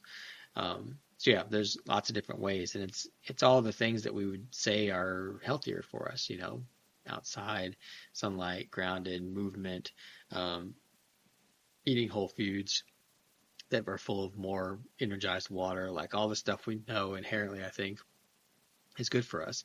And then there are things that can break down structured water. So it's not just about getting yourself in the environment that builds it, it's removing the things that break it down. So toxin exposures. When we say things like these heavy metals or these plastics or whatever, these cause oxidative stress or inflammation, what we're really saying is that they're breaking down structured water. Because structured water is what holds our body's charge, and those things steal charge. So oxidative stress is something that's stealing a charge from your body. It's breaking down structured water. So various toxin exposures are doing that. And there's many of them out there. But also electromagnetic fields, wireless signals. We mentioned those a few different times now. This could be electromagnetic stuff, like electromagnetic frequencies coming from like electricity, wires in the walls, or it could be wireless signals, like from your cell phone or your wireless router. Like these are non-native, meaning the only electromagnetic, like these are all forms of light. They're all in the electromagnetic spectrum of light. And the only electromagnetic spectrum of light that we're exposed to is that of the sun, which means UV through infrared. So anything outside of that is non-native to us. It's man-made. It wouldn't come naturally in nature. There is an electromagnetic frequency from the Schumann resonance of the earth. But there's lots of, like electricity creates an electromagnetic frequency that's different from that of the earth. So it's non-native. So avoiding these things or minimize your exposure to those things is also important. They've actually shown that there's a study that a wireless router breaks down structured water, 15 to 20%, I think it was. And the main work that shows that wireless signals are not great for us comes from Dr. Martin Pall, who showed that it opens the calcium channels and creates an influx of calcium into the cells when we get these non-native fields. To me, that means destroying structured water, which I talk about in my book about pain, why that is, because structured water, remember, is that thing that excludes things. So it keeps calcium and various minerals out while allowing some others in. And if we get an influx of calcium into something, it means we've destroyed structured water and its ability to hold that, to create that barrier. So, yeah. Anyways, it's not just about putting your body in a situation to build the structured water. And create the true hydration. It's removing the things that break it down as well. I think another thing you mentioned that was interesting was this idea about supplementation, and I think that's often something that people will turn to. For example, in general, or perhaps in wintertime, taking vitamin D supplements. But I think, as you very kind of wisely said, there's this very classic principle of everything has a cost, nothing is free. So what do you think are potentially, if there are any benefits, but also what are the drawbacks of doing something like supplementing with vitamin D? Yeah, so, well, vitamin D specifically, I mean, vitamin D is a hormone. It's not really a vitamin. It's kind of misnamed. So just like I would be careful with supplementing or using any hormone therapy, I'll be very careful about that. So when you take a hormone, you tell your body not to make it. And so, and the process of making a hormone is just as important as the hormone itself, because there's intermediate molecules that are made in the process of making the hormone that your body uses for other things. Just like cholesterol, there's a 20-step process of making cholesterol for your body. If you inhibit that process at the second or fourth step, whatever it is, with a statin drug, you don't get any of the molecules that are used for other things in the body before you get to cholesterol. So that's why there's so many side effects with statins, because you're interfering with all these molecules. And so when you take vitamin D, same kind of thing happens, is you tell your body not to make it. The other thing is that I like to point out is that there's lots of studies that show that supplementing with vitamin D, like sunlight exposure, has been shown to be beneficial for heart disease. And everybody thought it was about vitamin D. And so but supplementing with vitamin D has not shown to have the same benefits, because vitamin D is not the main way I think we're getting benefit cardiovascularly. It's the infrared light and the structured water and all that stuff and energy to the body. I think that prevents or that benefits us cardiovascularly.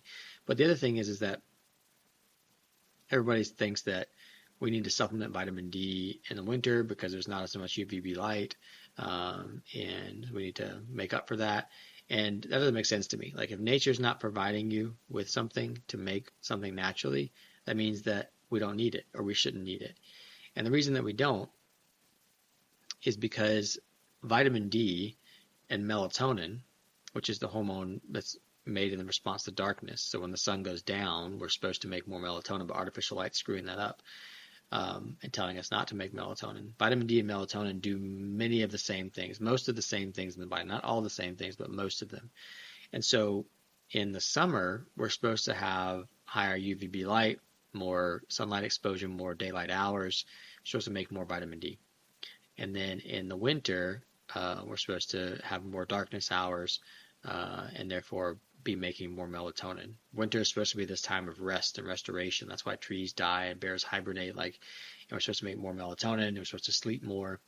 But we have artificial light that's messing that up. So in the winter, if you have seasonal affective disorder, it's not because of low vitamin D levels. It's because of low melatonin levels, because of artificial light. We have artificial light on for longer hours. When I say artificial light, I mainly mean blue light. Blue light is what tells your body that it's daytime and to shut down melatonin production. So if we block the blue light, we increase melatonin production.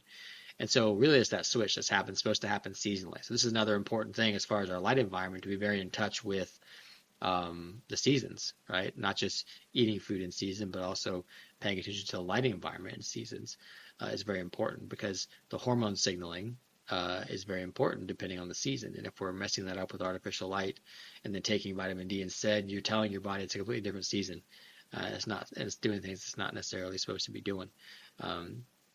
So yeah, generally, I don't recommend taking vitamin D. I recommend getting sunlight and setting your circadian rhythm and being very conscious of your light environment. And generally, that's my theory on most supplements, is that, you know, they can have a short-term desired effect. They can supply your body with something. I'm not saying they never work or that they're never supposed to be used, but if you're not setting your body to the day-night cycle and setting your light environment or eating proper foods, then you're really not doing anything good with the supplement. Your body can't use the supplement like it's supposed to if you're not giving it the right signals from its environment. And that can be light, electromagnetic fields, when you're eating, relationships, all the different signals that we get from our environment. So all that's important. And I don't think, I mean, I understand we live in a toxic world. We live in a world where it's not natural. So maybe we need some things to support us. And supplements can be that. But if you're not doing all the environmental stuff too, it's not really helping. And, I kind of like it. I kind of see supplements the same way I see um, medications or even herbs and things like that, like you say you use. Like they're like obviously medications are processed and they have side effects and things like that. Um, but supplements can't just be used to have this desired effect and used forever. Like they should be used to have the desired effect in the short term, and then long term we create the environment for our body that makes it so we don't need that thing. I would say the same thing with herbs and plant medicines. Like they're very potent, much safer than pharmaceuticals. It's the whole plant rather than just one isolated concentration of something. And that can have the short-term desired effect, which is very beneficial. Plants are medicine, but we should use them as a stepping stone to get to where we want to be in environments where we don't need that thing long term. Because I think long term use of them creates imbalances in the body. I feel the same way with supplements. So yeah. And I mean, you're an interesting person in that you had a heart attack, you survived. Hopefully that doesn't happen to someone, but if they do, if that does happen, are there any? Is there any advice you can give the person? Is there any techniques, anything they can do in that moment that can potentially help to save someone's life? I mean, obviously calling where you are 911 or an emergency response, but is there other things people can do? Like, I think I heard a cardiologist once saying something, and I forget the mechanistic reasoning behind it, but something like coughing can be quite good because it's somehow creating a stress response. But is there anything in that moment, or it's really get to the hospital as quick as you can? I don't know. It's hard to say because there's different mechanisms of heart attacks, which medicine doesn't necessarily understand. But whoever that cardiologist was that said coughing, I mean, he's on the right track as far as one type of heart attack. So the conventional wisdom thinking is that heart attacks are caused by an acute blockage, which I think can happen. Whether it's a plaque that ruptures or just an acute clot forms and it blocks the artery instantaneously and you get lack of blood flow to an area. But I think that more often than not, and definitely way more heart attacks are caused by this imbalanced stress signal to the heart. And if you get this surge of stress, which is why heart attacks are associated with more stressful days of the year, like Mondays and holidays and big sporting events where everybody's betting and getting stressed out about things, like heart attacks are associated, or daylight savings time. When we shift the daylight savings and shift our circadian rhythm, heart attacks are associated with those days. We see higher rates of them because we get an imbalanced stress response signal. I won't go into the mechanisms, but you can get this surge of sympathetic that causes changes in the heart tissue that lead to tissue death. And that's what myocardial infarction is, this tissue death.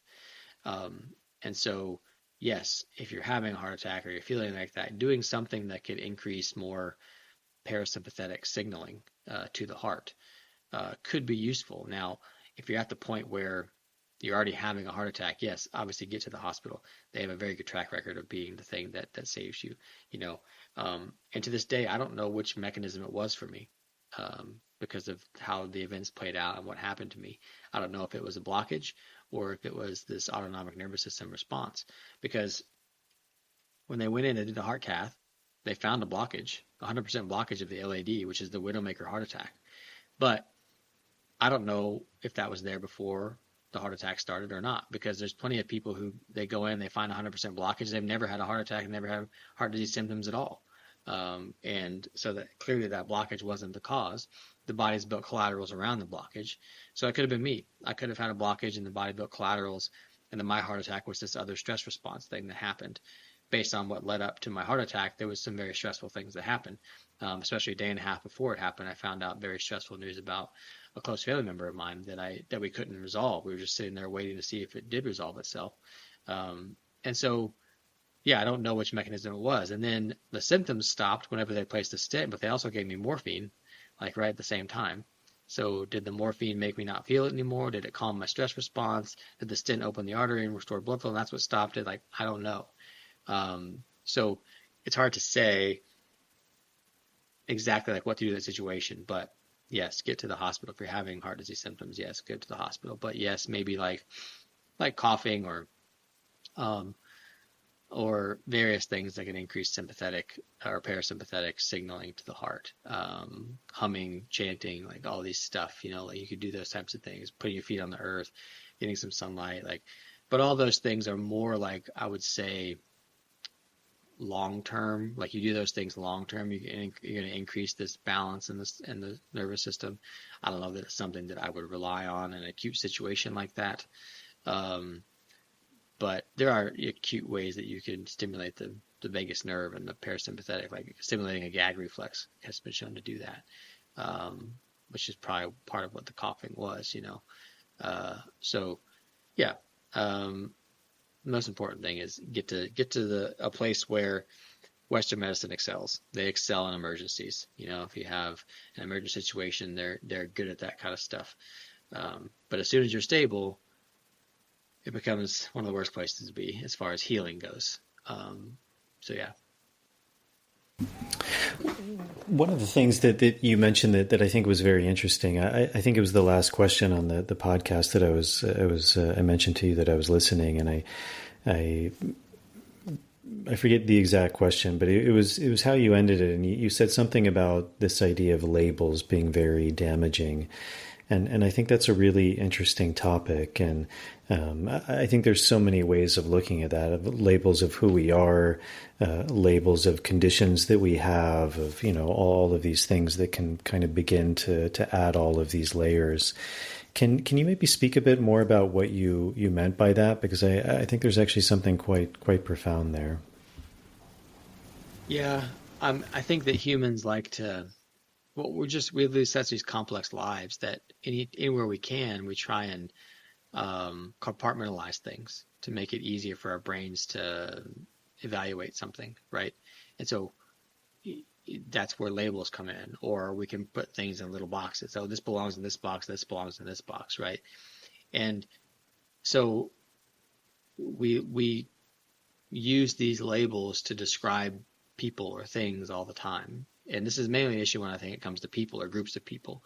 We label them. So we label them conservative versus liberal, or we label them vegan versus carnivore, or whatever we label somebody. You could label me chiropractor, right? But I don't like doing that. Or you can still use those things and you can still describe them, because that may be something that they are. Maybe they are a chiropractor, maybe they are a conservative or something like that. However, what we need to be careful about is lumping them in with our preconceived notion about that label, because that's where the danger happens. Because what that does is we use that as kind of a shortcut to or a reason not to get to know that person. Like we can label them as something that we may not necessarily resonate with, and so you could label them as conservative or liberal, and then depending on which one you resonate more with, you may say, I don't want to talk to that person, versus I want to talk to that person, or I want to get to know that person. When in reality, I think, regardless of labels, we all have generally more in common with each other than we have differences. We're all humans, we all live on this earth, we all deal with the same things.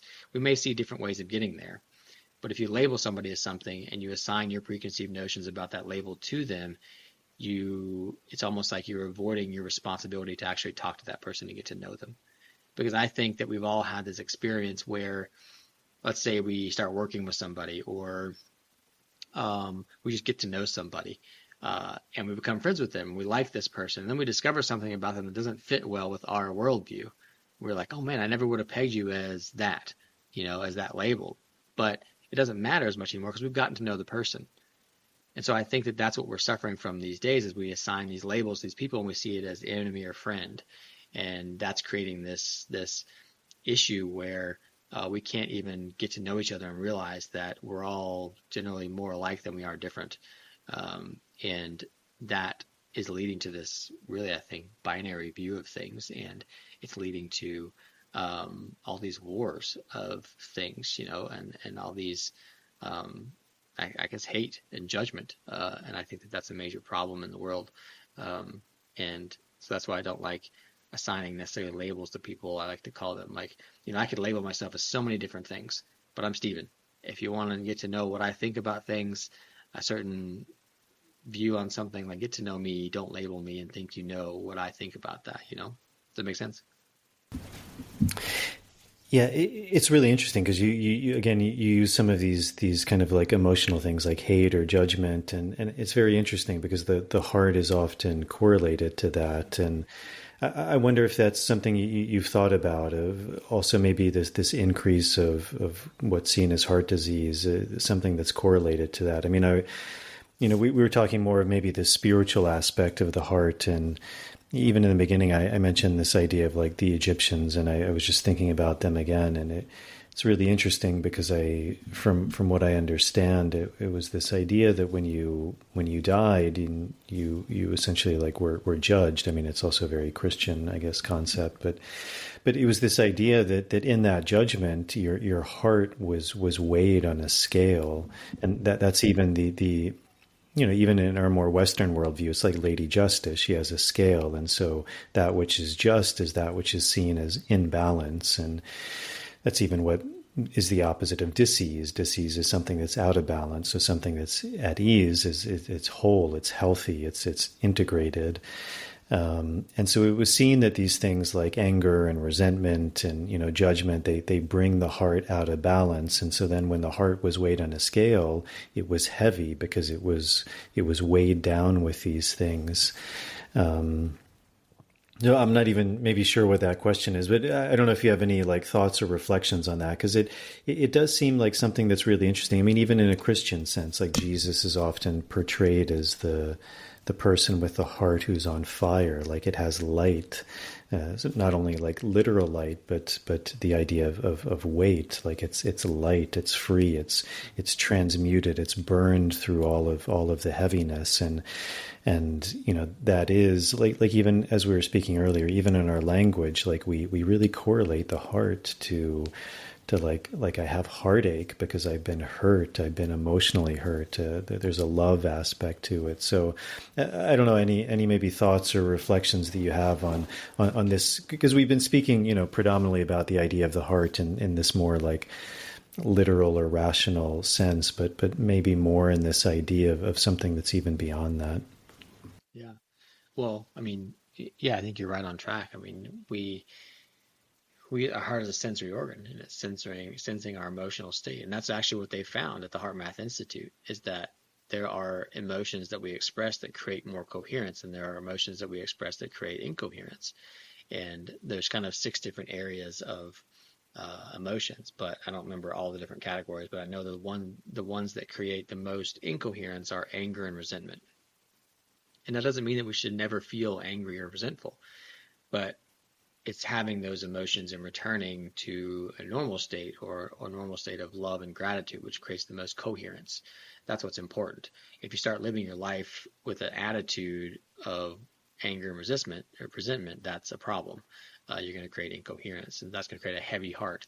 And so, whereas love and gratitude, expressing yourself or living a heart-centered life with love and gratitude toward others and toward the universe or whatever, is going to lead to a much more enjoyable life for you. But also, I would say, a more healthy life for you. And that's very reflected, because when you look at those anger and resentment emotions and how they create incoherence, which is reflected in lower heart rate variability, and you look at lower heart rate variability being associated with pretty much every chronic disease there is out there, whether it's cognitive decline or inflammation or heart disease or cancer or whatever. Lower heart rate variability is associated with those things.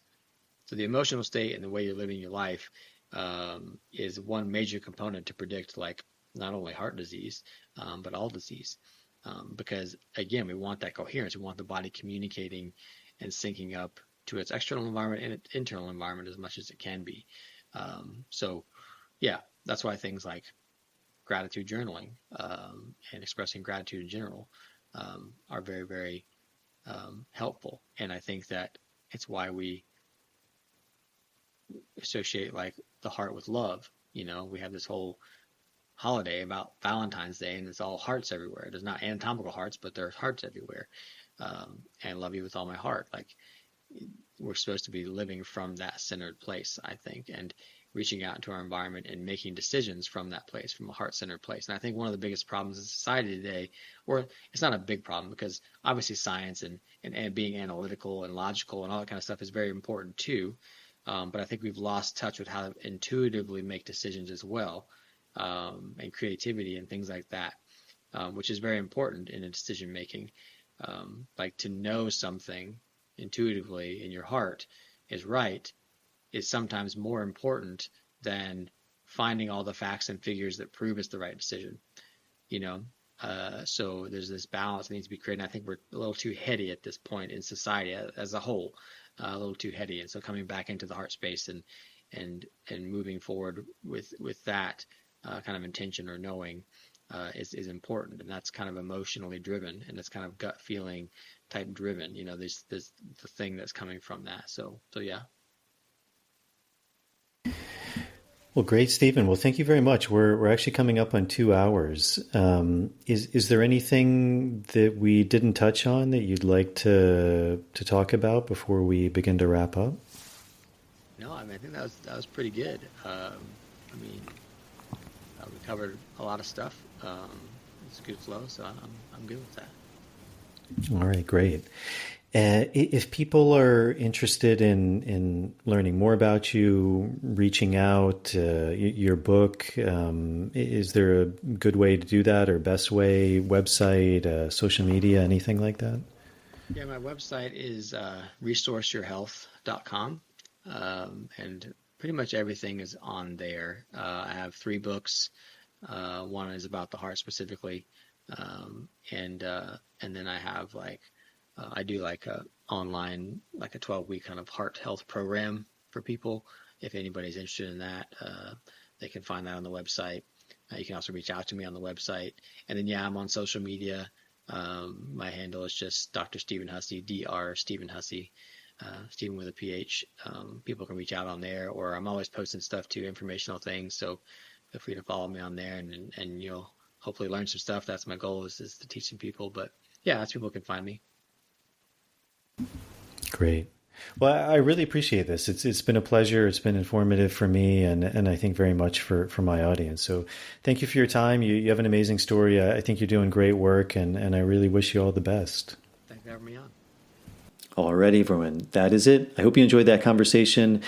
For me, it was really a fascinating conversation. As I said, I think Stephen is and has a wealth of knowledge, and I think really important knowledge as we deepen and better understand the role, the function of the heart, and therefore know how to best care for it. So that's it. I hope this finds you all well. Thank you all for tuning in. As always, if you're able to support this podcast, that's a really big help. As I mentioned in the beginning, Patreon is a great way. You can sign up for as little as $1 a month. There's also different tiers you can sign up for, and those tiers also give you different things back, things like early access to shows, bonus material, Q&As.